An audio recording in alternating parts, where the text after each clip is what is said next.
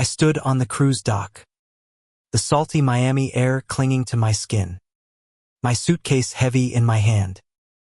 The celestial odyssey loomed before me, a floating palace of glass and steel, its horns blaring as passengers shuffled toward the gangway. My daughter, Lily, was supposed to be here. We'd planned this trip for months, a mother-daughter voyage to heal the cracks in our bond, to stitch together the frayed edges of a relationship strained by years of her teenage rebellion and my quiet resentment. I pictured us laughing over cocktails, sharing secrets under Caribbean stars.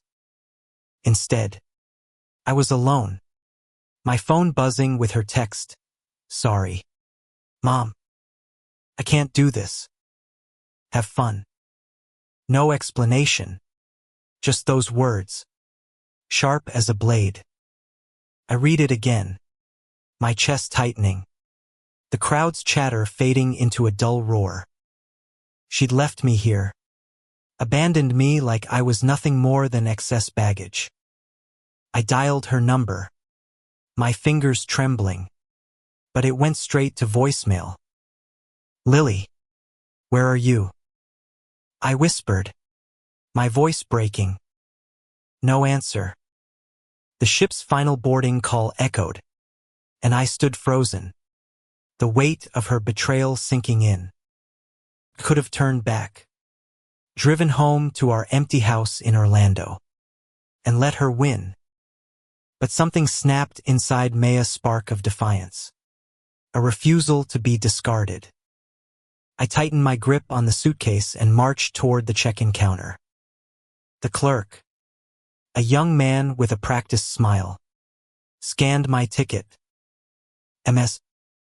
Evelyn Carter, you're booked for a standard cabin. But there's a note here. Your daughter canceled her ticket this morning." His words hit like a punch. She'd planned this. "Is there anything else I can do for you?" he asked, his tone polite but impatient. I stared at him, then at the ship's gleaming atrium visible through the terminal windows. A reckless thought took hold. "What's the best suite you have available?" I asked, my voice steady despite the storm inside me. His eyebrows shot up. "The presidential suite." "Ma'am, but it's quite..." "Book it," I interrupted, sliding my credit card across the counter. He hesitated, then typed furiously, "It's done. Welcome aboard, Ms. Carter." As I stepped onto the gangway, the weight of Lily's absence lingered, but so did a new fire in my chest. She thought she could leave me behind. Fine. I'd take the best this ship had to offer and make this trip mine. The presidential suite was a world apart from the cramped cabin we'd booked. Marble floors, floor-to-ceiling windows, a private balcony overlooking the endless ocean. It was obscene in its luxury. I dropped my suitcase and sank onto a plush velvet sofa, the room's opulence a stark contrast to the hollow ache in my heart. I poured a glass of champagne from the complimentary bottle, the bubbles sharp against my tongue. Why had she done this? Lily was 22, old enough to know better, young enough to be cruel. We'd fought before over her reckless spending, her late-night disappearances, her cold distance, but this was different. This was deliberate, a calculated cut. I pulled out my phone again, scrolling through our old texts, searching for clues. There was the fight last week, when she'd screamed that I was suffocating her, that I didn't trust her.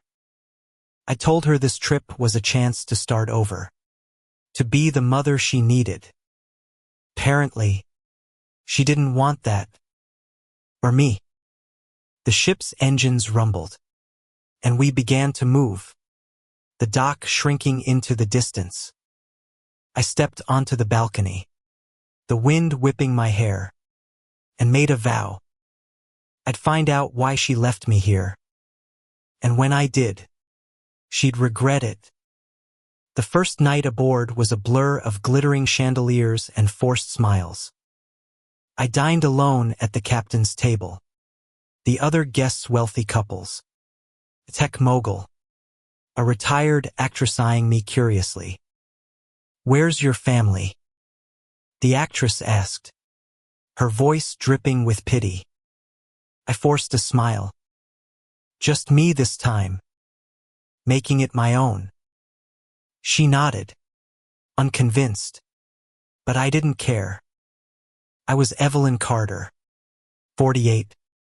A high school history teacher who'd spent 2 decades raising a daughter who now thought I was disposable.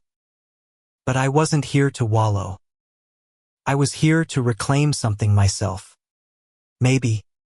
Or the life I'd put on hold for her. After dinner, I wandered the ship's deck. The stars above brighter than I'd ever seen. A man leaned against the railing nearby, his silhouette sharp against the moonlight.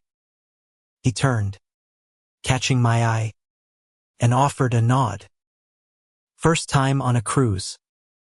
he asked, his voice low, accented faintly British. "Maybe." "First time alone," I replied, surprised by my own candor. He smiled, his eyes crinkling. "You don't strike me as someone who needs company to shine." I laughed, a bitter edge to it. "You don't know me." "Maybe not," he said. "But I know a fighter when I see one." His name was Daniel. "Private investigator," he said, taking a break from chasing secrets. We talked for hours. The conversation easy. Dangerous. He asked about Lily, and I found myself spilling the story her text. Her absence. My anger. He listened, his gaze steady. And when I finished, he said, "Sounds like she's hiding something. Want me to look into it?" I should have said no. I didn't. "Find her," I told him. "Find out why." As he walked away, I felt a thrill I hadn't in years, a mix of fear and power. Lily thought she could break me. She was wrong. I'd uncover her reasons. And when I did, I'd make her face me. The presidential suite was my fortress now. And this trip was my battleground. The second day aboard the Celestial Odyssey dawned with a relentless sun, its rays piercing the suite's windows and pulling me from a restless sleep. I dreamed of Lily, her teenage face, all defiance and tears, screaming that I didn't understand her. I woke with a tightness in my chest, her text still burning in my mind. "Sorry, Mom. I can't do this." I poured coffee from the suite's silver carafe, the aroma sharp but comforting, and stepped onto the balcony. The ocean stretched endlessly, a mirror of my own churning thoughts. Why had she planned this betrayal? Was it spite? Or something deeper? I needed answers, and Daniel's offer last night felt like a lifeline or a trap. I wasn't sure which. At breakfast in the ship's grand dining room, I scanned the crowd, half expecting to see Lily's face, her dark curls bobbing among the passengers.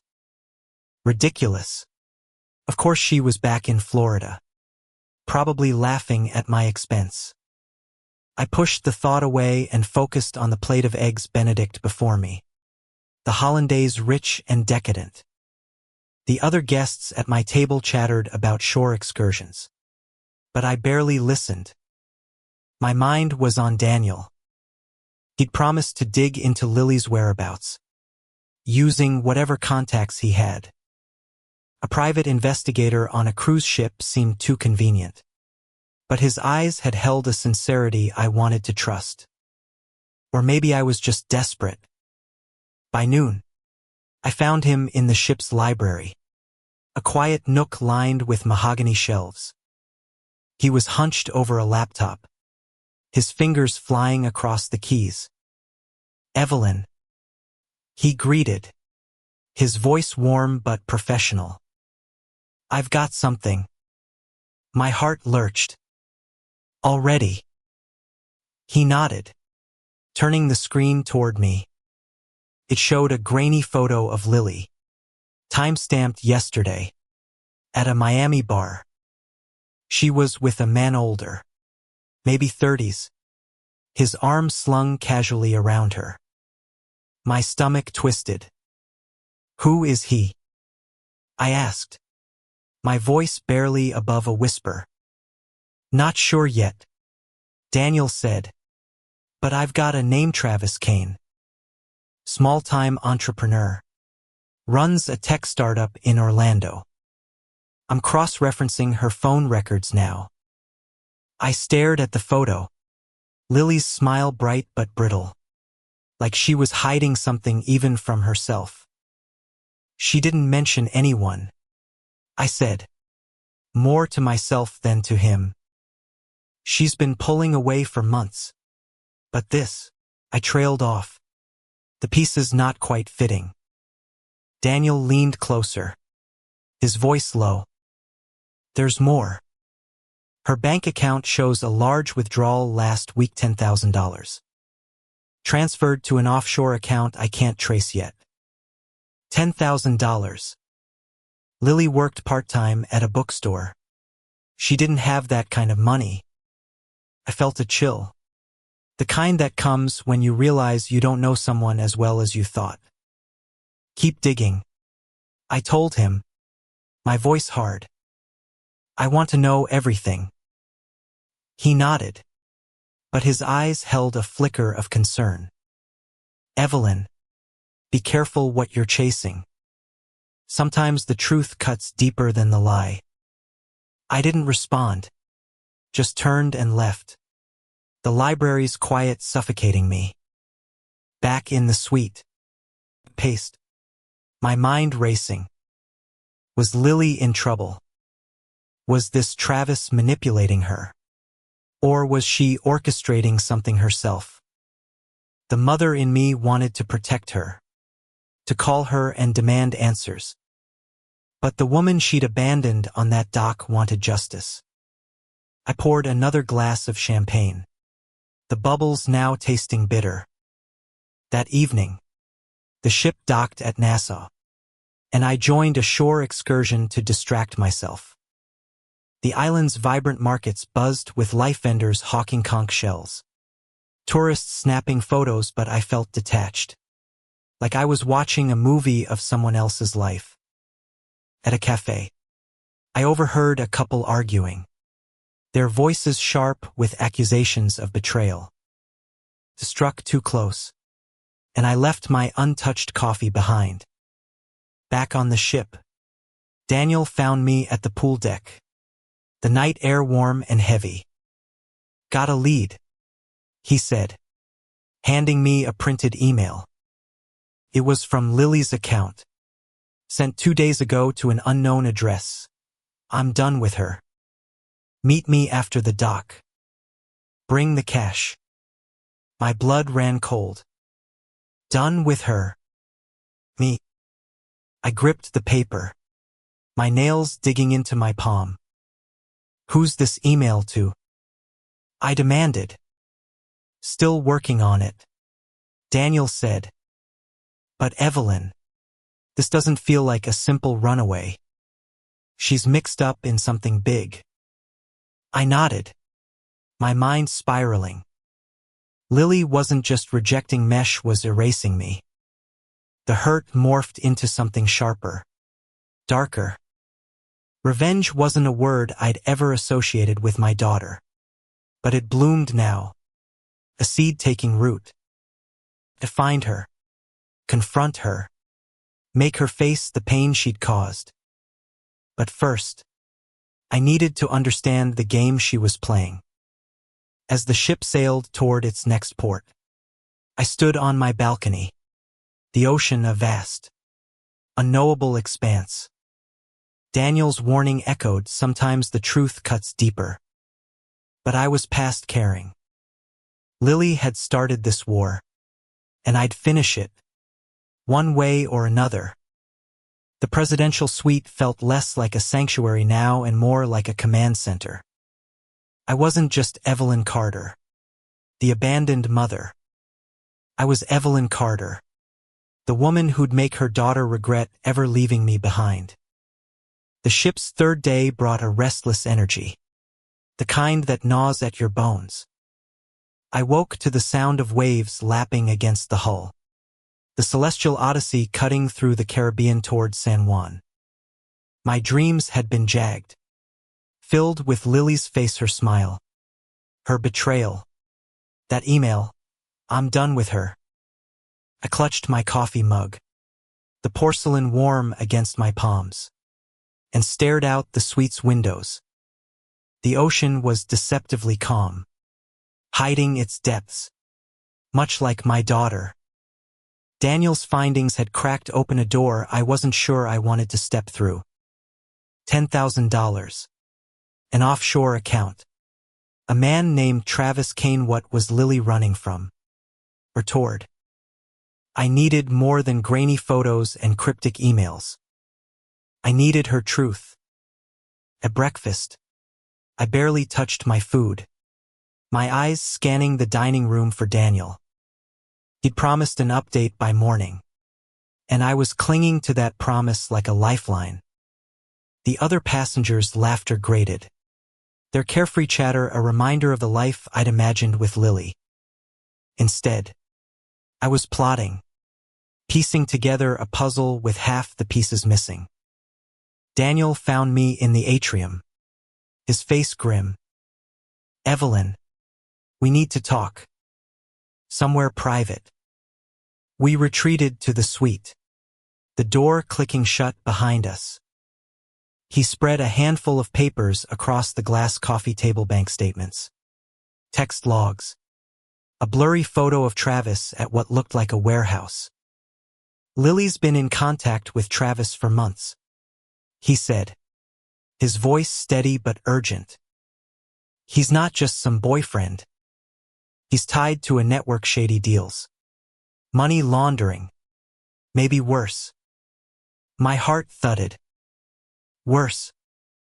Daniel hesitated, then handed me a document. It was a police report, incomplete but damning.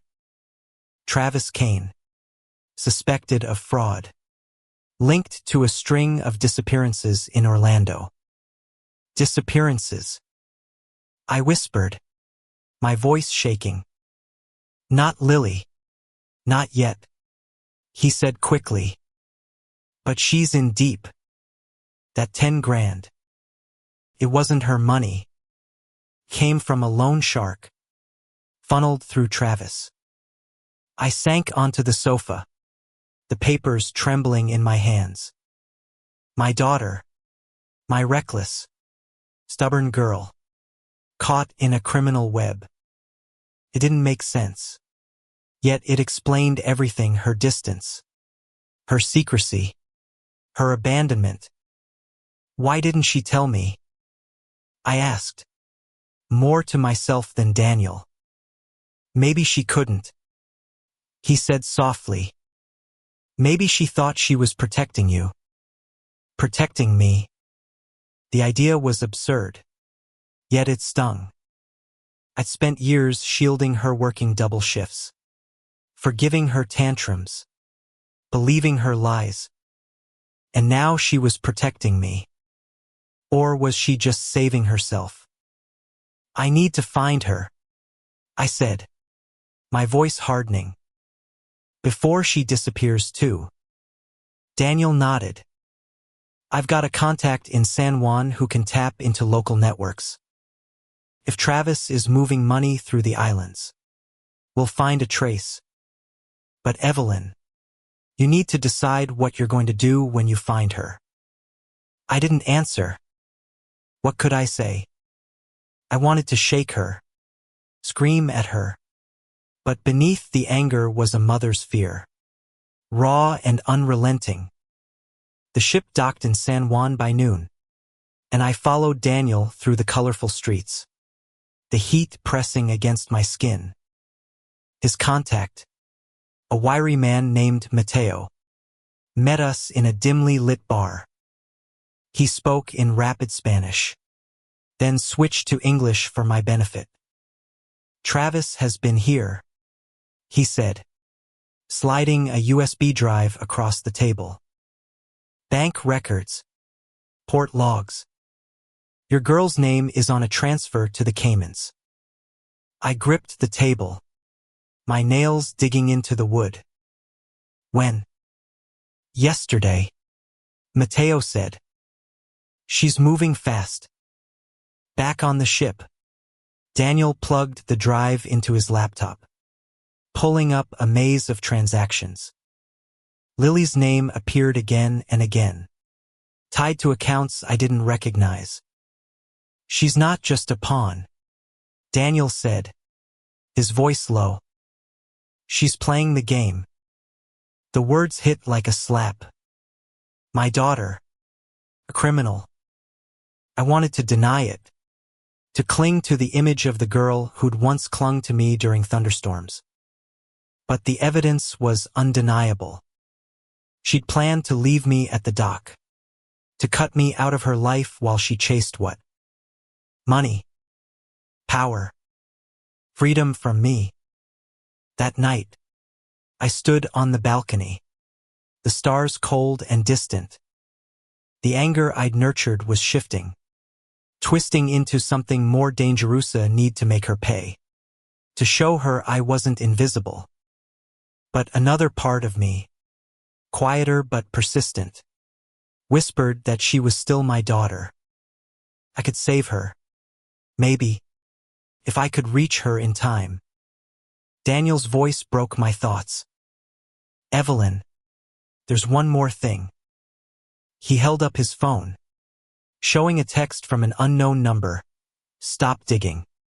Or she's gone." My breath caught. "Who sent this?" "I don't know," he admitted. "But they know we're looking." Fear and fury collided in my chest.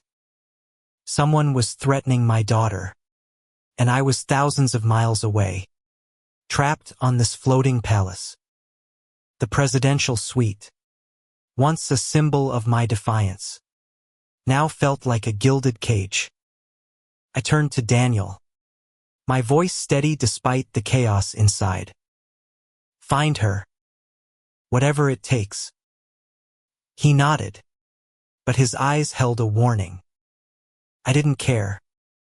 Lily had started this, but I'd end it one way or another. The celestial odyssey sailed toward Street Thomas, the fourth day blurring into a haze of turquoise waves and suffocating heat. The threat from the unknown number stopped digging. "Where she's gone" looped in my mind, each word a splinter under my skin. I paced the presidential suite, its luxury mocking my helplessness. Lily was out there, tangled in a world I didn't understand. And I was stuck on this ship, chasing shadows.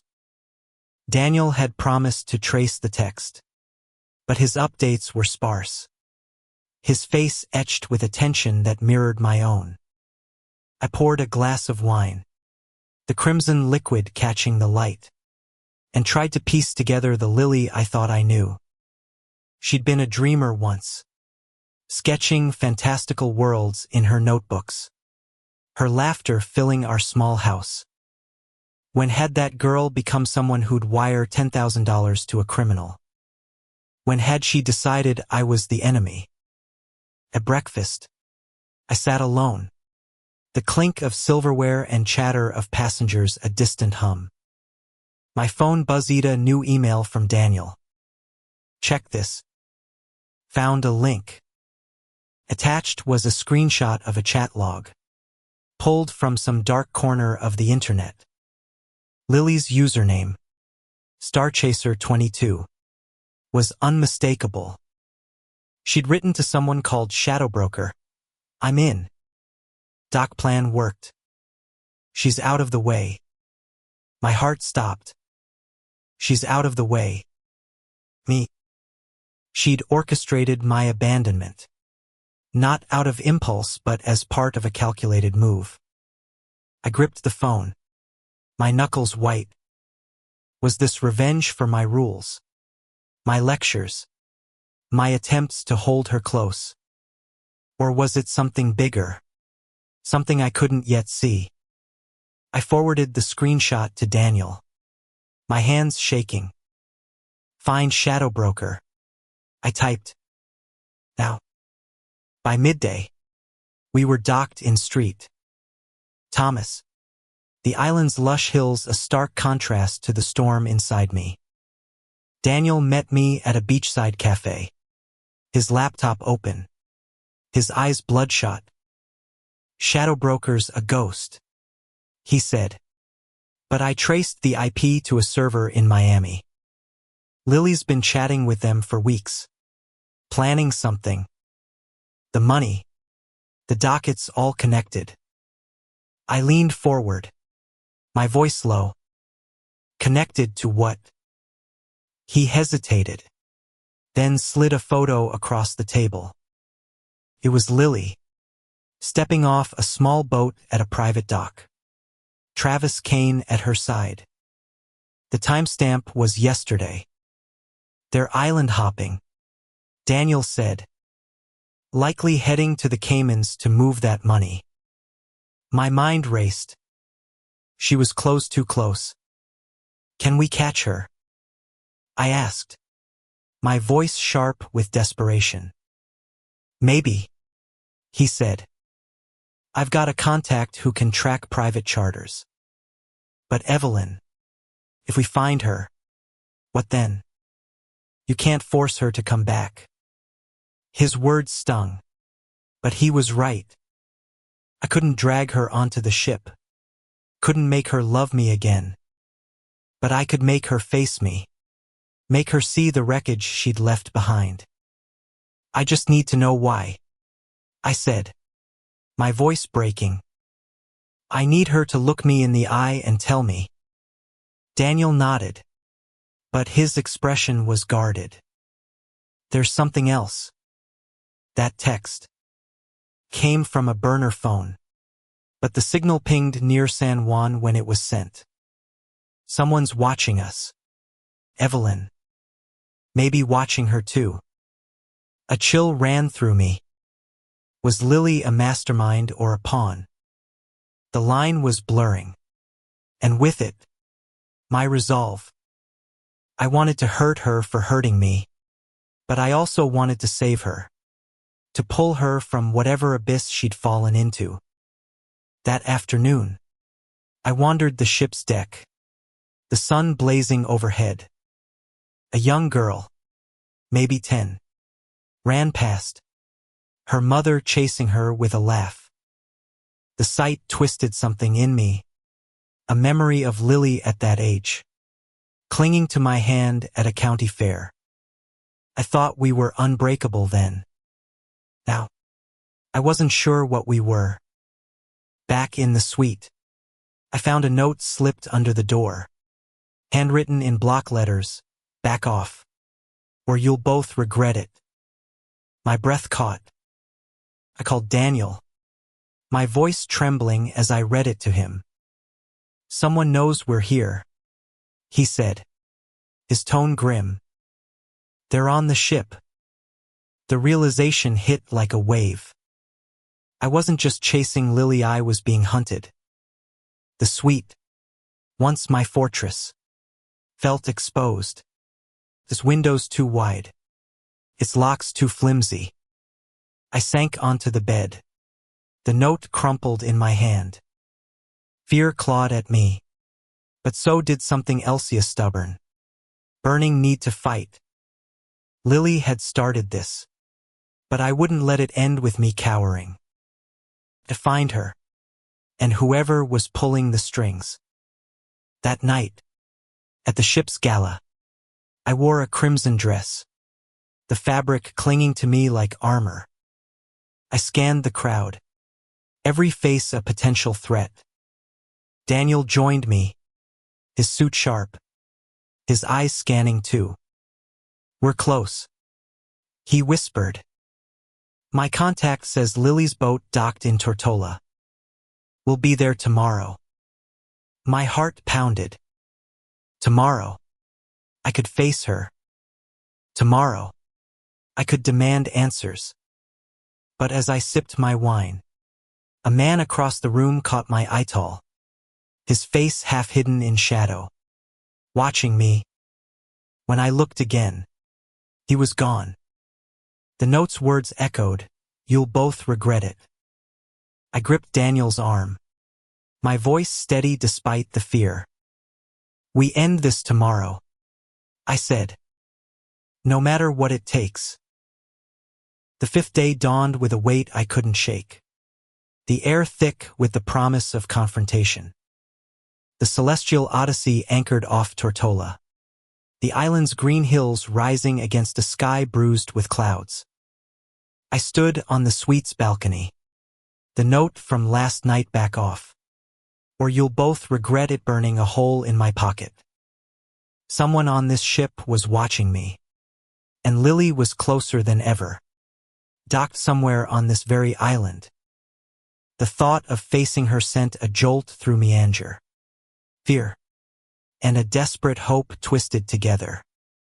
I wanted to scream at her, to demand why she'd thrown me away, but I also wanted to wrap her in my arms, to save her from whatever mess she'd made. Daniel met me at the gangway, his face taut. "My contact confirmed it," he said. "Lily and Travis were seen at a marina in Road Town this morning. We can take a tender to shore and track them." I nodded, my jaw tight. "Let's go." The tender ride was a blur, the boat cutting through choppy waters as I clutched the railing, my mind racing. What would I say to her? Could I even reach the girl I'd raised? Or was she gone, replaced by someone I didn't recognize? In Road Town, the marina buzzed with activity yachts bobbing, sailors shouting, the air thick with diesel and salt. Daniel led me to a small office where his contact, a grizzled man named Javier, waited. "Your girl's on a yacht called Siren's Call," Javier said, pointing to a sleek vessel at the far end of the dock. "She's with Kane and another guy, big, quiet type. They're loading supplies, like they're planning to bolt." My heart pounded. "Can we get to her?" Javier shrugged. "You can try, but they're armed. Kane's not the type to talk." Armed. The word hit like a slap. My daughter, my Lily, surrounded by guns and criminals. I turned to Daniel, my voice steady despite the panic clawing at me. "I'm going to that yacht. I need to see her." He grabbed my arm, his grip firm. "Evelyn, this is dangerous. If they're watching us, they'll know we're here." I shook him off. "She's my daughter. I'm not leaving without her." We approached the Siren's Call under the guise of tourists, my heart hammering as we neared. The yacht was sleek, its deck gleaming, but there was no sign of Lily. Then I saw her standing at the bow, her dark curls catching the wind, talking to Travis. She looked older, harder, her movements sharp. I took a step forward, but Daniel pulled me back. "Wait," he hissed. "That's the other guy." A hulking man emerged from the cabin, his eyes scanning the dock. I froze, recognizing him, the man from the gala last night, the one who'd watched me. "He's the one who left the note," I whispered, my voice shaking. Daniel's face darkened. "We're compromised. We need to move."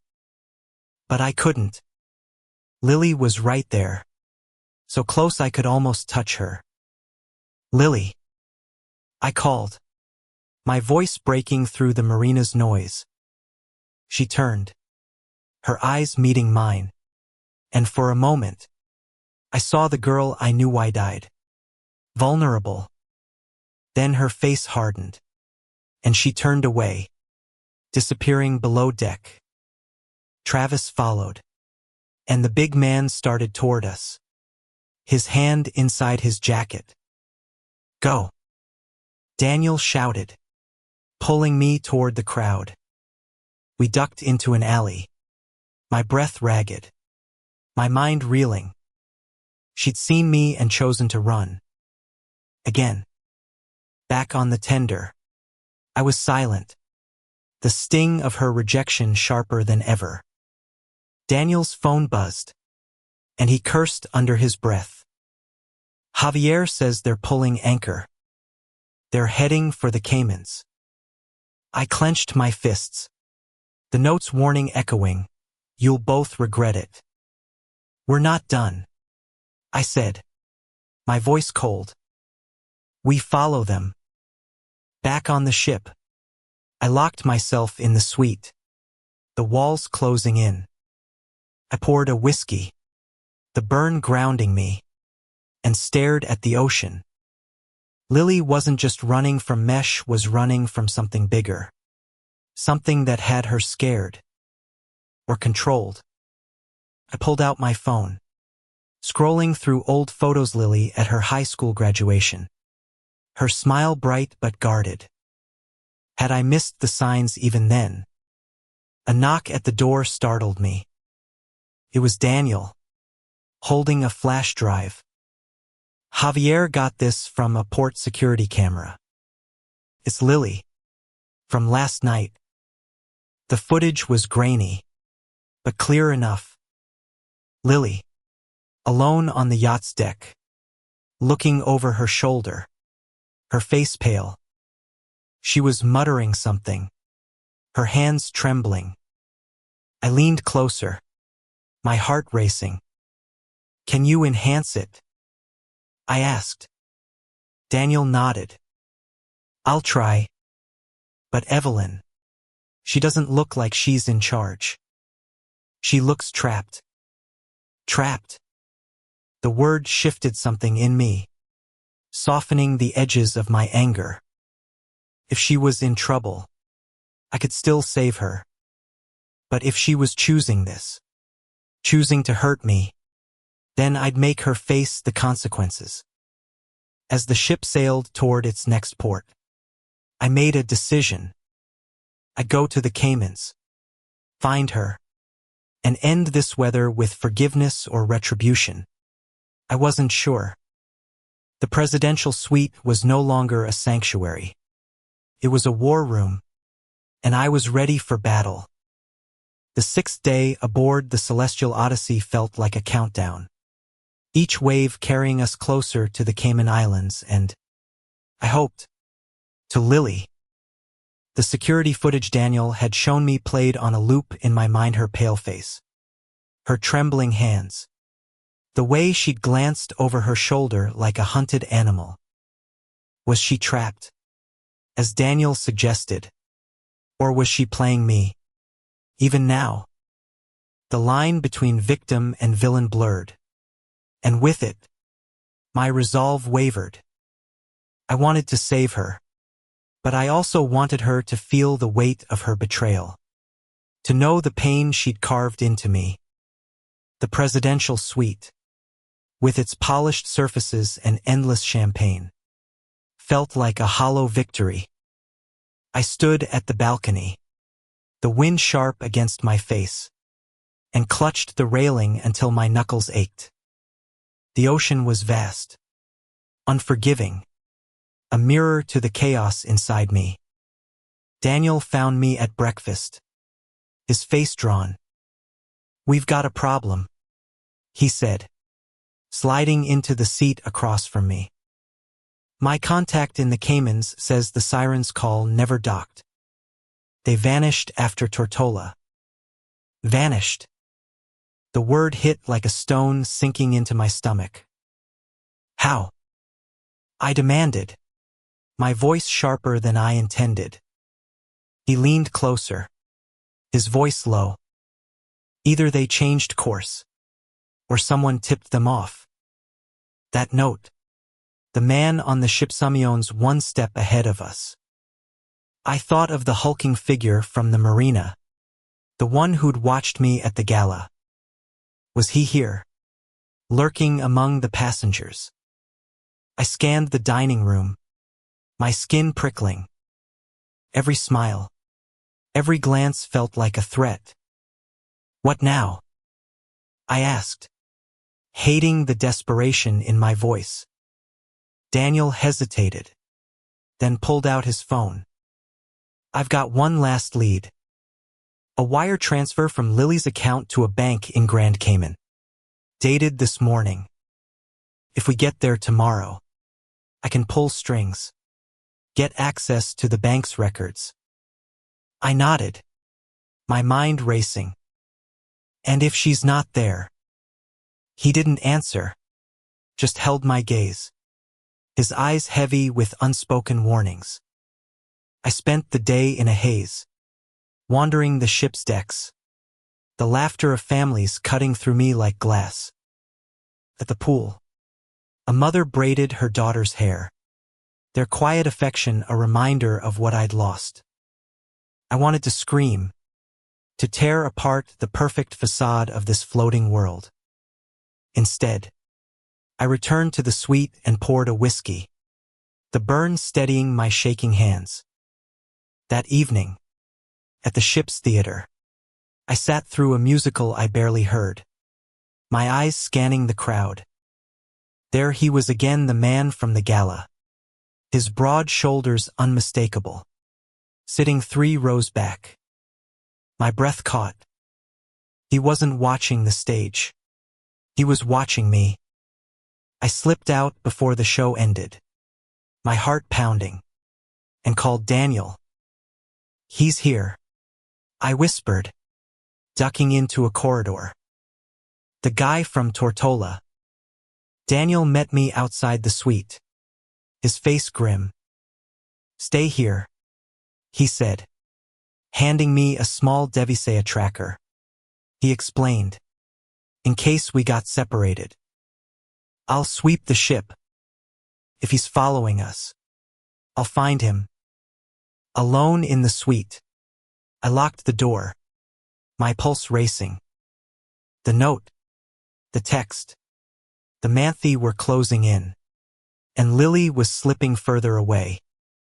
I pulled up the security footage on my phone, pausing on Lily's face. She looked scared. Yes. But there was something else, determination. Maybe. Or defiance. I couldn't tell if she was running from danger or toward it. Sleep eluded me that night, the suite's silence oppressive. I sat at the desk, writing a letter I'd never send, pouring out the hurt, the love, the rage. Lily, why did you do this? I gave you everything, and you left me on that dock like I was nothing. If you're in trouble, let me help. If you're choosing this, I'll make you see me. I tore it up, the pieces scattering like ash. By morning, we were nearing Grand Cayman, the island's low skyline emerging from the mist. Daniel knocked, his expression grim but focused. I didn't find him, he said, but the bank lead is solid. We'll hit the ground running. The tender ride to shore was tense, the tracker heavy in my pocket. At the bank, a sleek building with tinted windows, Daniels contacted a nervous woman named Clara met us in a private office. She handed us a printout, Lily's name, tied to a transfer of $50,000. Deposited yesterday. It's flagged, Clara whispered. Fraud alert.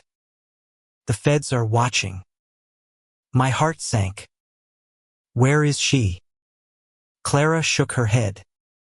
The account's active, but no physical address. She's a ghost. A ghost. My daughter. Reduced to numbers and shadows. As we left the bank, I felt eyes on me again. I turned, catching a glimpse of a familiar figure ducking into a crowd. Daniel. I hissed. He's here.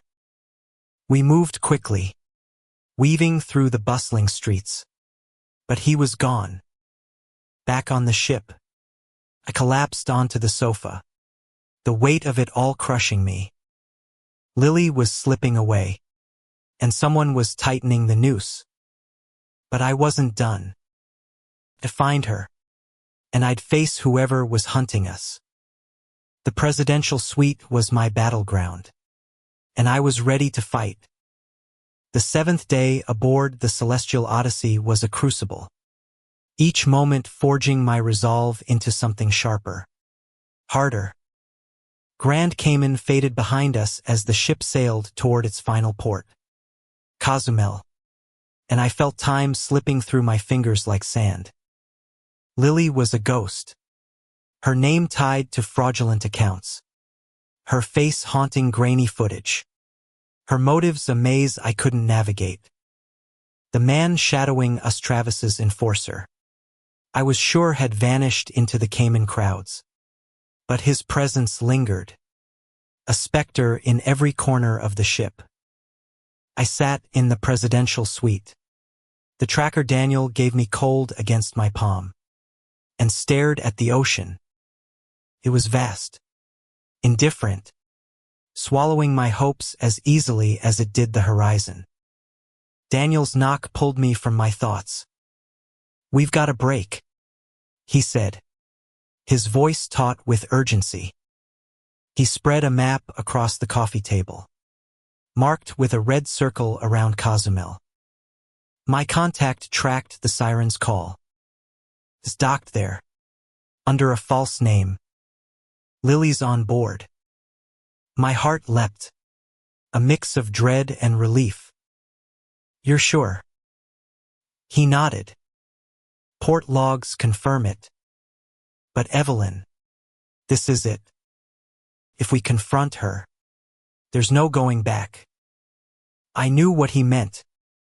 Confronting Lily meant facing the truth, whether she was a victim or a mastermind, whether I could save her or had to let her go. I nodded, my throat tight. "I'm ready." The day passed in a blur of preparation. Daniel briefed me on the plan. We'd take a tender to Cozumel, find the yacht, and approach under the guise of tourists. He warned me again about Travis and his enforcer, their potential for violence. I barely listened. All I could see was Lily's face on that yacht, the way she'd turned away from me in Tortola. This time, she wouldn't run. That night, I dressed for the ship's farewell dinner. A black gown that felt like armor. The dining room glittered, but I felt detached, my eyes scanning for the enforcer. He wasn't there, but the weight of his gaze lingered, as if he were hiding in plain sight. Daniel joined me, his suit crisp, his expression unreadable. "We leave at dawn," he whispered. "Stay sharp tonight." I nodded, but my mind was already in Cozumel, imagining Lily's eyes meeting mine. Would she beg for forgiveness, or spit venom? I didn't know which I feared more. Back in the suite, couldn't sleep.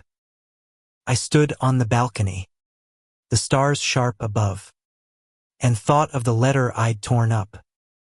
I wanted to hate her, to make her pay. But the mother in me still ached for her. I pulled out my phone, opening a photo from last Christmas, Lily laughing. A rare moment of warmth. Had it all been a lie? A knock startled me. No one should be here this late. I opened the door a crack. and my breath caught a folded note on the floor, identical to the last. Last warning. Stop, or she dies. My hands shook as I called Daniel. He was there in minutes, his face pale as he read it. We're too close, he said. They're desperate. Desperate meant dangerous, but it also meant we were on the right track. I clung to that as we planned our move. At dawn, Cozumel's shores came into view, the water a deceptive turquoise. The tender ride was silent, Daniel's hand brushing mine, a quiet reassurance. At the marina, the siren's call loomed, its deck quiet but ominous. We moved cautiously, Daniel's tracker beeping faintly in his pocket. Then I saw her Lily, sitting on the deck, alone. Her face was drawn, her eyes hollow. Lily, I called, my voice raw. She flinched, her gaze locking onto mine. For a moment, time stopped, mother and daughter, bound by love and pain. Then Travis appeared, his hand on her shoulder, and the enforcer stepped from the shadows, his gun glinting. Evelyn, go.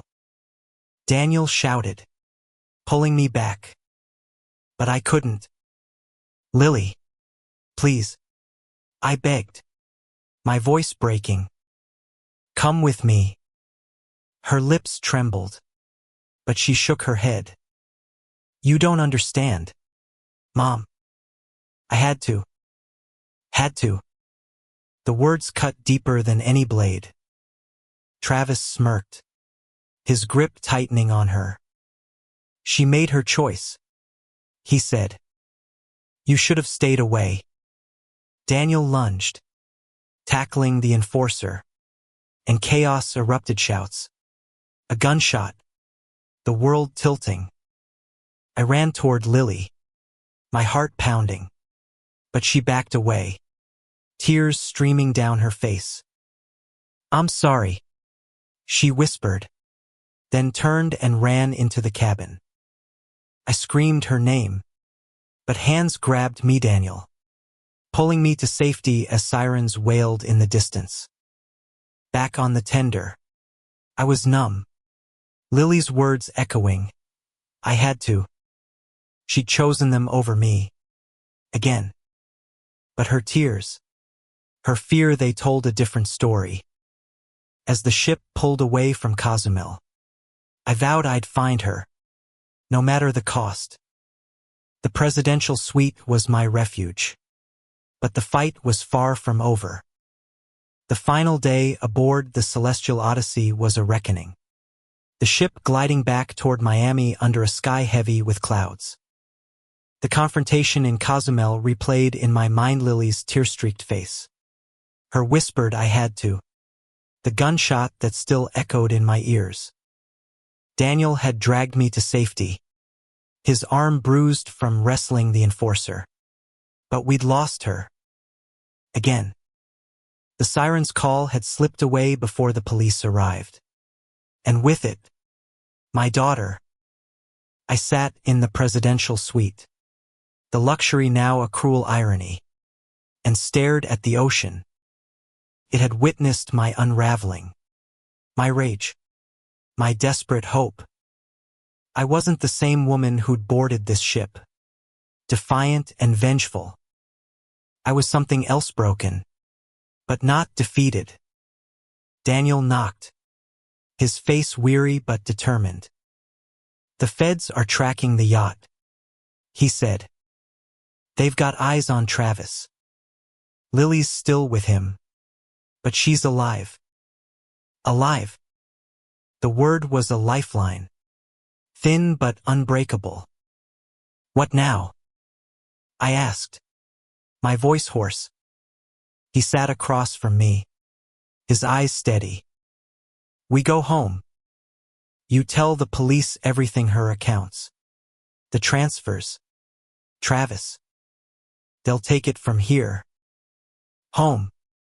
The word felt foreign. A house filled with memories of a daughter who'd chosen to run. But Daniel was right. I couldn't chase her forever. Not like this. I nodded, my throat tight. And if they don't find her? He didn't answer, just reached for my hand, his touch grounding me. That afternoon, I packed my suitcase. Each item a reminder of the trip I'd planned with Lily. The champagne flute, the crimson dress, they belonged to a woman who'd thought she could outrun her pain. Now, I was facing it. I wrote another letter. This one on the sweet stationery. My hand steady. Lily, I don't know why you ran, but I know you're scared. I'm still your mother. I'll always fight for you. Come home when you're ready. I sealed it, knowing I might never send it, but needing to say it. At the farewell gala, I wore the black gown again. This weight familiar. The passengers toasted to memories, but I raised my glass to something else. Resolve. I'd lost Lily on this ship, but I'd found something too, a strength I hadn't known I had. Daniel joined me, his smile faint but real. You're tougher than I thought, he said. I laughed, a sound I barely recognized. So are you. As Miami's skyline appeared, I stood on the balcony one last time. The dock where Lily had left me coming into view. I didn't feel the same rage, only a quiet determination. The police met us at the terminal, and I handed over everything: Daniel's files, the notes, the footage. We'll find her, the detective promised. But I heard the doubt in his voice.